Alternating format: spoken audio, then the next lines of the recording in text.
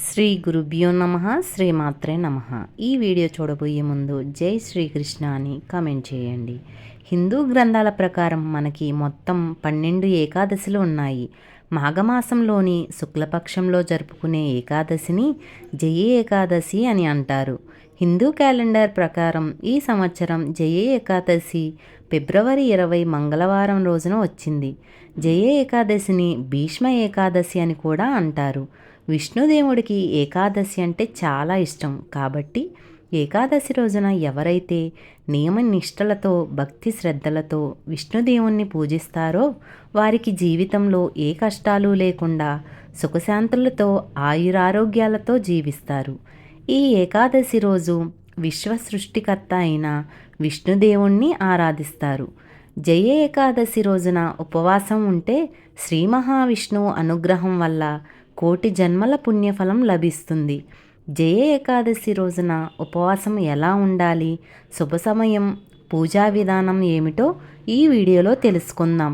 పంచాంగం ప్రకారం జయ ఏకాదశి శుభ సమయం ఫిబ్రవరి 19న ఉదయం 8:49 ప్రారంభమై ఫిబ్రవరి 20వ తేదీన మంగళవారం ఉదయం 9:55 ముగుస్తుంది.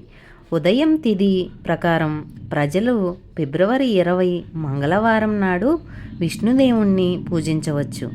ఏకాదశి రోజున తెల్లవారుజామునే నిద్రలేచి తలస్నానం చేసి ఇంట్లో పూజ చేసుకోవాలి. ఈ ఏకాదశి రోజు ఇంట్లో పూజ చేసేటప్పుడు విష్ణు చాలీసా పఠించటం వల్ల మన కుటుంబం అంతా సుఖ సంతోషాలతో సిరి సంపదలతో జీవిస్తారు.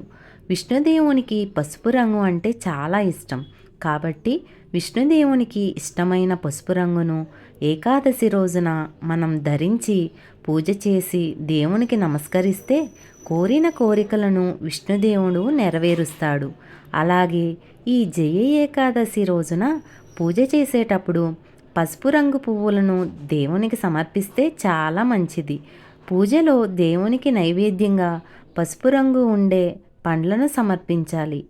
ఏకాదశి రోజున మీ ఇంటి దగ్గరలో ఉండే ఏదైనా దేవాలయానికి వెళ్ళి అక్కడ రావి చెట్టు కింద బియ్యం పిండి ప్రమిదతో దీపం వెలిగించి రావి చెట్టు చుట్టూ 3 ప్రదక్షిణలు చేయాలి. ప్రదక్షిణం చేసేటప్పుడు మీ మనసులో ఉన్న కోరికలను విష్ణుదేవునికి చెప్పుకుంటే ప్రదక్షిణలు చేయాలి. ఇలా చేస్తే మీ ప్రతి కోరిక ఖచ్చితంగా నెరవేరుతుందని పండితులు సూచిస్తున్నారు. రావి చెట్టులో సాక్షాత్తు విష్ణుదేవుడు కొలువై ఉంటాడు కాబట్టి ఈ జయ ఏకాదశి రోజున రావి చెట్టును పూజిస్తే కోటి జన్మల పుణ్యఫలం లభిస్తుంది. ఈ శక్తివంతమైన రోజున మహాశివుడిని కూడా పూజిస్తే చాలా మంచిది. ఈ రోజున ఉపవాసం ఉండేవారు శివుడిని పూజించి శివనామస్మరణ చేసుకుంటూ ఉంటే మీరు చేసే ఉపవాసానికి రెట్టింపు ఫలితం ఉంటుంది. జయ ఏకాదశి రోజున ఇంట్లో ఖచ్చితంగా పూజ చేసుకోవాలి. ఏ ఇంట్లో అయితే ఈ రోజున దీపం పెట్టి పూజ చేస్తారో వారి పాపాలన్నీ నాశనం అయ్యి మోక్షం ప్రాప్తిస్తుంది. ఏకాదశి రోజున ఉదయం పూజ చేసి సాయంత్రం ఇంటి గుమ్మం ముందు 2 దీపాలను వెలిగించాలి. ఈ 2 దీపాలలో ఒక దీపం విష్ణుదేవునికి అంకితం చేయబడింది, మరొక దీపం మహాలక్ష్మీదేవికి అంకితం. ఇలా ఏకాదశి రోజున సాయంత్రం సమయంలో ఎవరైతే ఇంటి ముందు దీపాలు వెలిగిస్తారో వారి ఇంట్లోకి లక్ష్మీదేవి అడుగు పెడుతుంది. ఏకాదశి రోజున ఇంట్లో ఉన్న తులసి మొక్క దగ్గర నెయ్యి దీపం వెలిగిస్తే ఇంకా మంచిది. తులసి మాతకి నెయ్యి దీపం వెలిగించి పసుపు కుంకుమలను అక్షంతలను తులసికి వేసి నమస్కారం చేసుకొని 5 ప్రదక్షిణలు చేయాలి. తులసి మొక్కలో లక్ష్మీదేవి కొలువై ఉంటుంది కాబట్టి సంపదలకు దేవత అయిన లక్ష్మీదేవి స్థిర నివాసం ఉన్న తులసిమాతకి దీపం వెలిగిస్తే మనపై లక్ష్మీదేవి అనుగ్రహం కలిగి సిరి సంపదలు ప్రాప్తిస్తాయి. తులసి మొక్క లేనివారు ఈ రోజున ఇంటికి తులసి మొక్క తెచ్చుకుంటే చాలా మంచిది. ఈ రోజున ఇంటికి తులసి మొక్కను తెచ్చుకోవటం వల్ల స్వయంగా లక్ష్మీదేవిని మీ ఇంటికి ఆహ్వానించినట్టే.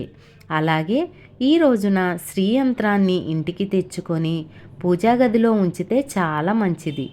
ఈ రోజున ఓం నమో నారాయణాయ ఓం నమో నారాయణ నమః అనే మంత్రాన్ని 108 సార్లు జపిస్తే విష్ణుదేవుని అనుగ్రహం వల్ల భోగభాగ్యాలను పొందవచ్చు. భీష్మ ఏకాదశి అని పిలువబడే ఈ రోజున భీష్మాచార్యుని తలుచుకుంటూ మన పితృదేవతలకు స్వర్గలోక ప్రాప్తి చేరుకుంటుందని హిందువుల నమ్మకం. ఈ పర్వదినాన తర్పణం వదిలితే సంతాన ప్రాప్తి కలుగుతుందని, సంతానం ఉన్నవారి పిల్లలకు సద్బుద్ధులు కలుగుతాయని విశ్వాసం. భీష్మ ఏకాదశి రోజున చెయ్యకూడని పనులు ఏమిటంటే, ఈ రోజున మాంసం, వెల్లుల్లి, ఉల్లిపాయ వంటి ఆహార పదార్థాలకు దూరంగా ఉండాలి. ఏకాదశి రోజున అన్నం తినకుండా ఉపవాస దీక్ష చేపట్టాలి. ద్వాదశి వరకు బ్రహ్మచర్యాన్ని సంయమనంగా పాటించాలి. ఏకాదశి రోజున ఇంటిని శుభ్రం చేసుకోకూడదు. పూర్వకాలంలో సుమేధ అనే బ్రాహ్మణుడు ఉండేవారు. ఆయన భార్య పేరు పవిత్ర. వీళ్ళు పేదరికం సమస్యతో ఎన్నో ఇబ్బందులను, కష్టాలను పడుతూ జీవనాన్ని సాగిస్తున్నారు. వీరిద్దరికీ ఒక్కొక్కసారి తినడానికి ఆహారం కూడా ఉండదు. ఒకరోజు కౌండిన్య అనే మహర్షి వారి ఇంటికి వెళ్తాడు. భార్యాభర్తలు ఇద్దరు కౌండిన్య మహర్షికి సేవలు చేస్తూ ఉంటారు. వారి పేదరికాన్ని చూసిన మహర్షి వారికి ఒక ఉపాయాన్ని చెప్తాడు. మాఘమాసంలో వచ్చే ఏకాదశి రోజున ఉపవాసం ఉంటే విష్ణువు సంతోషిస్తాడని కౌండిన్య మహర్షి చెప్తారు. అనంతరం మాఘమాసంలో వచ్చిన ఏకాదశి రోజున ఆ భార్యాభర్తలిద్దరూ ఉపవాస దీక్ష పాటిస్తారు. అప్పుడు ఈ ఏకాదశి ఉపవాస దీక్ష ప్రభావంతో తన దారిద్ర్యం తొలగిపోయి సుఖవంతమైన జీవితం లభించింది. ఇంతకీ శక్తి ఈ మాఘమాసంలో వచ్చే ఏకాదశి ఉంటుంది కాబట్టి ప్రతి ఒక్కరూ వీలైనంత వరకు ఉపవాస దీక్షను చేయటానికి ప్రయత్నించండి. ఈ రోజున తెల్లవారుజామునే నిద్రలేచి సాయంత్రం వరకు నిద్రపోకూడదు. ఉపవాసం చేసిన వారు భగవంతుడిని కీర్తనలు చేస్తూ రాత్రంతా జాగారం చేయాలి. జుట్టు కత్తిరించుకోకూడదు. ఎవరిని కించపరిచే విధంగా మాట్లాడకూడదు. విష్ణు సహస్రనామాలు, భగవద్గీతను పఠించటం మంచిది. పేదవారికి, ఆకలిగా ఉన్నవారికి ఈ రోజున అన్నం పెట్టడం పుణ్యంగా పరిగణించబడుతుంది.